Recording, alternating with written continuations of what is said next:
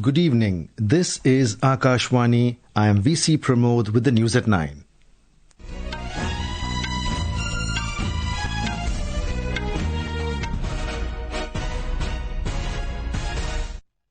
The headlines. Government says ready to hold discussion on key issues including Operation Sindoor as monsoon session of Parliament begins tomorrow. Seeks opposition's cooperation for smooth functioning of both the houses. Union Civil Aviation Minister Ram Mohan Naidu launches 10 new commercial flight routes from Hindon Civil Terminal in Ghaziabad. Centre orders formation of multi-sectoral team to assess rising natural disasters in Himachal Pradesh. Heavy downpour disrupts normal life in coastal Karnataka and Kerala. IMD warns of heavy rainfall over Uttarakhand and Himachal Pradesh tomorrow. Ukraine proposes fresh round of peace talks with Russia next week amid escalating hostilities. Moscow signals readiness. And India scripts history, clinching first ever medal in badminton at World University Games in Germany, bags bronze in mixed team event. The government has said that it is ready to hold discussion on key issues including Operation Sindoor as monsoon session of Parliament begins tomorrow. During an all-party meeting in New Delhi today, ahead of the session, the government sought cooperation from opposition parties for smooth functioning of both the houses of Parliament. Floor leaders of different political parties representing the Lok Sabha and the Rajya Sabha attended the meeting. Union Minister and Leader of the House in the Rajya Sabha, J.P. Nadda, chaired the meeting. Parliamentary Affairs Minister Kiren Rijiju and Ministers of State for Parliamentary Affairs Arjun Ram Meghwal and Dr. L. Murugan were also present. Besides Gaurav Gogoi and Pramod Tiwari from the Congress, Supriya Sule from NCP-SCP, Tiruchi Shiva of the DMK, Ram Gopal Yadav of Samajwadi Party, T.R. Balu from DMK and Sanjay Singh from AAP also attended the meeting. Talking to media after the meeting, Parliamentary Affairs Minister Kiren Rijiju said both the ruling and the opposition side should work together with good coordination. हमने ये request किया है कि सदन अच्छा से चले के लिए पक्ष और विपक्ष मिल करके हमको काम करना होगा, आपस में कोऑर्डिनेशन अच्छी तरह से रखना होगा. हम पॉलिटिकल पार्टीज अलग अलग विचारधारा का हो सकता है, मगर पार्लियामेंट का सदन अच्छी तरह से चले ये सबका जिम्मेदारी है. अपोजिशन का भी जिम्मेदारी है और सरकार का भी जिम्मेदारी है. Mr. Rijiju said the government is open to discussing key issues including Operation Sindoor in Parliament. We are very open to discussion on important issues like Operation Sindoor related to all the incidents right from the attack in the Pahalgam. These are issues of great national importance. Government is not shying away from discussion. The only thing I'm saying is we will discuss under certain rules, certain procedure with a convention which is there before us. When asked about the opposition's intent to bring up US President Donald Trump's remarks on mediation between India and Pakistan post-Operation Sindoor, the minister said government will respond appropriately on the matter on the floor of the House. Replying to a media query on Justice Verma's impeachment matter, Mr. Rijiju said the process will be undertaken collectively by all parties as it is not a move by the government alone. Meanwhile, Congress leader Gaurav Gogoi has demanded Prime Minister Modi's statement on the floor of the House on Pahalgam terror attack, US President Trump's remarks and special intensive revision in Bihar. RSP's N.K. Premachandran said entire opposition echoed the demand for a full-fledged discussion on the Pahalgam attack, Operation Sindoor and Trump's ceasefire remarks. The monsoon session is beginning tomorrow. Let the House begins with the statement of the Honourable Prime Minister regarding the Pahalgam terrorist attack and Operation Sindoor and the statements made by Donald Trump. So the government has to respond to all these issues. That was the demand which we have made in the all-party meeting. BJD leader Soshmit Patra said his party will raise the law and order situation and atrocities against women in Odisha during the session. Our correspondent has the details on the monsoon session of Parliament. During the session, important legislations including Jan Vishwas, Amendment of Provisions Bill 2025, the National Sports Governance Bill 2025 and the Merchant Shipping Bill 2024 are expected to be taken up for discussion and passage. This parliament session is the first session after Operation Sindoor. The monsoon session will continue till 21st of August. During the session, there will be a total of 21 sittings of both houses. With Anand, Saklain Akhtar, Akashvani News, Delhi. The News Services Division of Akashvani will bring you special discussions on the eve of the monsoon session of Parliament. The programmes Issues Before Parliament and Akashvani Rainbow and Sansad Ke Samaksh Mudde on Akashvani Gold will be broadcast from 9:30 to 10 p.m. tonight. Prime Minister Narendra Modi will be on a two-nation visit to the United Kingdom and Maldives from Wednesday. In the first leg, the Prime Minister will travel to the UK on the 23rd of this month for a two-day visit. During the visit, Prime Minister Modi will hold wide-ranging discussions with his UK counterpart Keir Starmer on the entire gamut of India-UK bilateral relations. Mr. Modi is also expected to call on His Majesty King Charles III. On the second leg of his tour, Prime Minister Modi will travel to the Maldives for a two-day visit from the 25th of this month.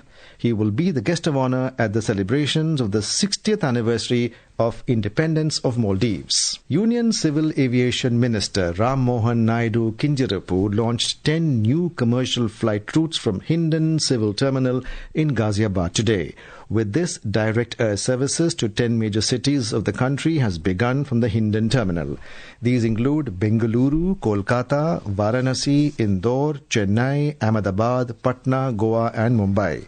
Speaking on the occasion, Mr. Naidu said flight services from Hindon Terminal will open a new door of development not only for the National Capital Region but also for the entire Western Uttar Pradesh.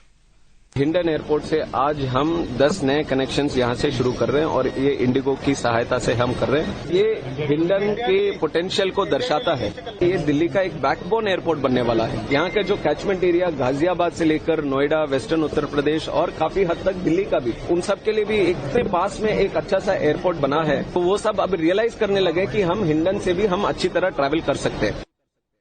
Speaking on Aircraft Accident Investigation Bureau's preliminary report regarding the Air India plane crash in Ahmedabad, the Union Civil Aviation Minister slammed Western media for its coverage and said that they may have a vested interest in the kind of articles they are trying to publish.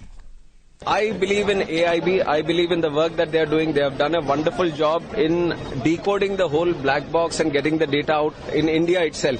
It was a huge success for us because previous incidents, whenever the black box was seen to be damaged, it was always sent abroad to get the data out. But this is the first time that successfully AIB has decoded everything. The data has been here. Preliminary report also has been seen. But making any comments until the final report has come, I don't think it is a good exercise on behalf of anyone. This is Akashvani giving you the news. For quick news updates round the clock, follow us on our X handle @AIR News Alerts. And for details of these stories and more, log on to our website www.newsonair.gov.in and download the News on AIR app. Union Home Minister Amit Shah has directed the formation of a multi-sectoral central team in view of the frequency and intensity of natural disasters in Himachal Pradesh. The central team will consist of experts from National Disaster Management Authority, Central Building Research Institute Roorkee, Indian Institute of Tropical Meteorology Pune and Indian Institute of Technology Indore.